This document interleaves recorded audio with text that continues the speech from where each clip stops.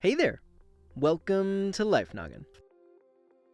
After we got back from ancient Egypt, a lot of you asked if we could travel to the ancient Roman Empire next. Well, you asked, and we've delivered. So just how hard would it have been for you to survive during the Roman Empire? Well, that depends a lot on exactly when you were talking about, and where you found yourself in society. But in general, the Roman Empire marked a period of great highs and lows. For instance, the Romans were able to build great systems of roads and highways that were critical to their advanced, interconnected society. Life was able to flourish as both people and information could more easily travel amongst the empire. But then again, so could plagues and diseases. As they built around swamps, malaria became a bigger problem. Other things like tuberculosis and leprosy were also an issue with how easy it was to not only move about the land, but the sea as well. The Roman Empire was also hit with multiple pandemics. One of the first that really rocked the empire was the Antonine Plague, which was estimated to have a death toll in the millions and thought to have something to do with smallpox. Rome was able to somewhat recover, but they lacked the dominance they had before, especially since the Plague of Cyprian came relatively soon after. While its origins are unknown, the pandemic ravaged the population and pushed the empire beyond its breaking point. It changed the way it operated until a severe bout of bubonic plague hit, essentially dealing the final blow to the empire. However, if you were able to avoid the dangers and stay alive, there was quite a good bit of advancements during the reign of the Roman Empire. All of their architectural innovation allowed the Romans to become early adopters of sewers and plumbing systems that would actually carry human waste away from their homes, so they had some degree of sanitation. Not as good as when you do your business today, but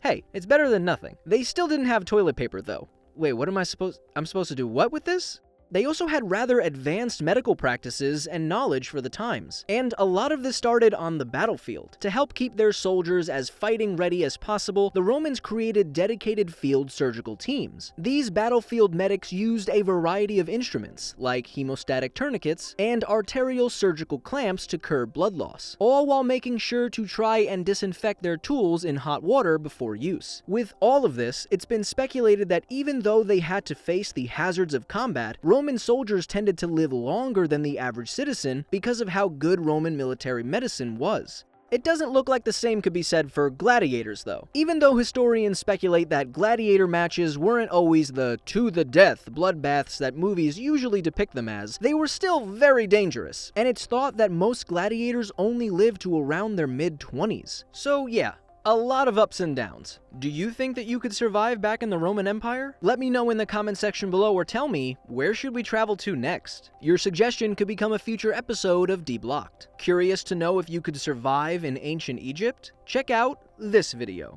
There were a bunch of diseases and other dangers that people had to deal with. Oddly enough, many of those dangers came from something that, in a lot of ways, allowed life to flourish. As always, my name is Blocko. This has been Life Noggin. Don't forget to keep on thinking.